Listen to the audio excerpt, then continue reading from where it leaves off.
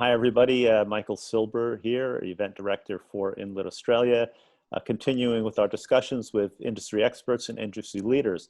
Today, we're very fortunate to have with us Alex Klaessig, who's Research Director for IHS Markit. Alex has also worked with the CIRA and with the Environmental Protection Agency, and he's going to share with us some of his insights about hydrogen and the energy transition. Welcome, Alex. Michael, thanks for having me. Okay, my pleasure. Hey, I wanted to begin by asking you about an article you recently wrote called Bringing People Together, the Role of Hydrogen in a Deeply Decarbonized Future. Really interested in the part about bringing people together. Yeah, well, in today's world of physical distancing, I think people really want to come together more than ever. So hydrogen is one of those ways that you can do so. Historically, hydrogen has been something that we've used as an industrial gas, and there's two major production processes. One is taking hydrocarbons and cracking them apart into their hydrogen and carbon constituents. And the other one is taking water and using the electrolysis process to break it into hydrogen and oxygen. And in the past, the electrolysis process was always expensive, and it was dirty in the sense that if you're using a coal plant to provide the electricity, you're really not getting any carbon benefit. But with the dramatic cost declines that we've seen in the cost of renewable electricity from wind and solar, and that we also anticipate in the future, that paradigm has really changed, and we can see a future where hydrogen produced from renewable resources comes into parity with that from fossil fuels. And that type of, cost decline really opens up a lot of geographies where people see hydrogen either as a way to meet their ambitious decarbonization goals or as an opportunity for export. And we hear a lot of clients talking about things like bottling sunlight in tropical climates and shipping it overseas. So, it's definitely something that's bringing people together in a way that we haven't seen before.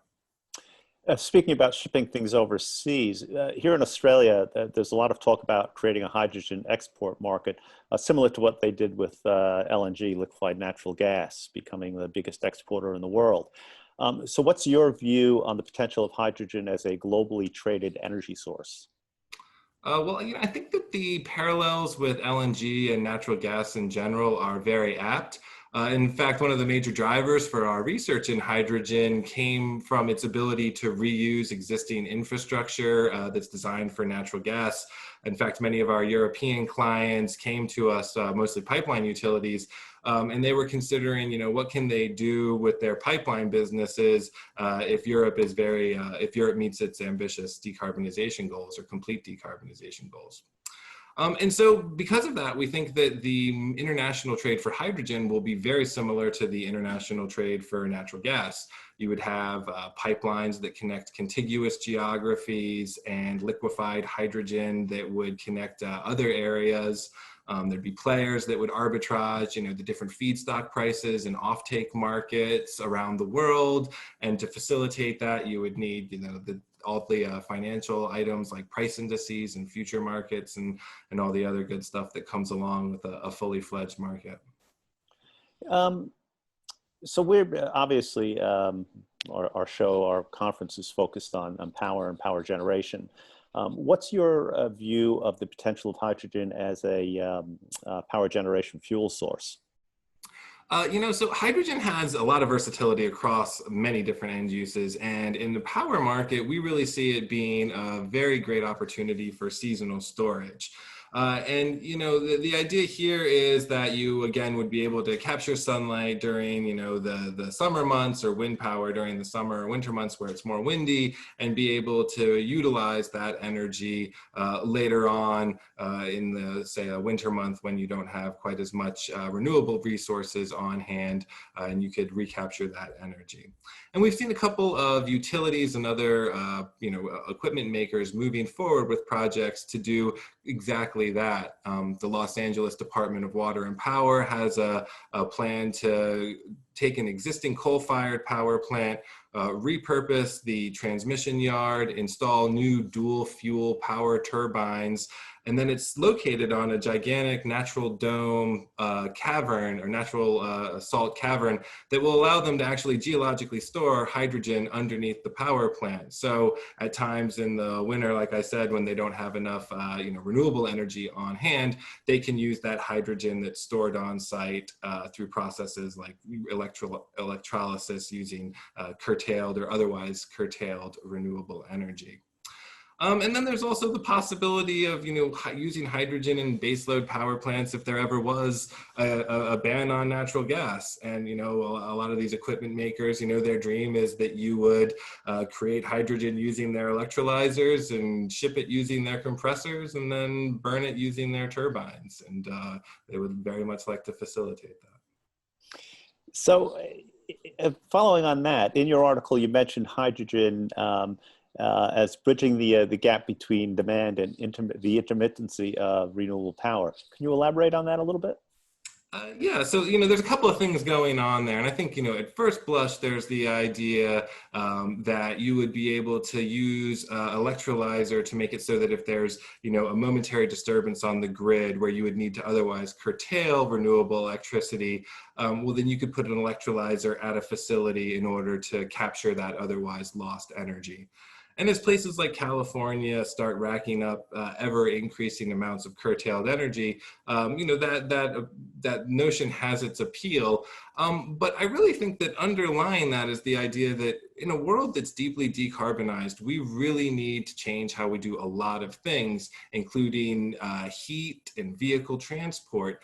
And those things are going to place enormous strains on the grid if we go for a pure electrification approach. So hydrogen offers a number of opportunities to ease pain points in terms of peak heat, providing fuel for heavy duty and other types of vehicles, urban busing, and then in addition to just being able to provide a demand response function as well. So if we have a lot of hydrogen electrolyzers that are on the grid operating, if there is a need for them to curtail their activity in order to meet some type of supply shortage, well, then they could provide a demand response resource too. So there's a number of areas that allow them to, help bridge the intermittency of renewable power. So with all these new developments in hydrogen, there's obviously going to be a lot of new technologies, and I'm reading quite a bit about the new hydrogen technologies. Can you give us just a little bit of your thinking on what some of these technologies are and where we might initially see investment into what technologies we might see investment? Oh yeah, so there's a lot of really interesting technologies that are going on right now, and a lot of them are the culmination of multiple different types of technologies coming together. And I'll give you a couple of examples. So a fuel cell electric vehicle. We've been able to make fuel cells for not hundreds of years, many years, and decades, and we were never able to really get a fuel cell electric vehicle going before, because when you accelerate and decelerate, you're placing a lot of strain on your fuel cell. And so it wasn't until we developed good battery electrics that we were able to make it so that we could have the acceleration and deceleration go on the battery and the fuel cell create just a steady state of power. And so that's one technology that's really coming to fruition now. And as we see the costs of these fuel cells decline, either due to increased mass production or reductions in the component costs, we're going to really see a boom in these fuel cell electric vehicles. And companies like Toyota and Hyundai are very interested in this area. On the flip side of that is the electrolyzers, and you have all sorts of equipment makers that are making electrolyzers, from pure players like ITM to Siemens and the GEs of the world, who have the dream of the full hydrogen value chain.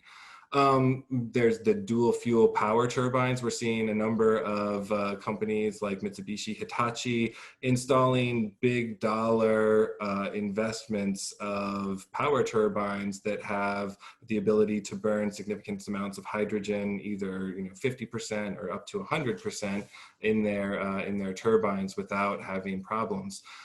So there's, a number of things there, and then the whole mobility area of, planes, trains, and automobiles are all looking at ways that they can use hydrogen to decarbonize. And planes are a very interesting one because, this is an area where batteries really can't penetrate at all. The physics of what's going on deny a battery solution. And so hydrogen either being reformulated into some type of synthetic jet fuel or being burned itself as the motive force offers, a very tantalizing new way of decarbonizing aviation that really wasn't out there before. So that's just a quick taste of things that are out there. It's like I said, a very versatile area. There's all sorts of things going on in home heating and cooling, and fuel cell power generation. So it's really an exciting time, and I'm looking forward to seeing what comes out next. It's been great, Alex. I really appreciate your time and your insights. Really fascinating stuff. A great area, hydrogen, and it's a lot of fun to be a part of it now.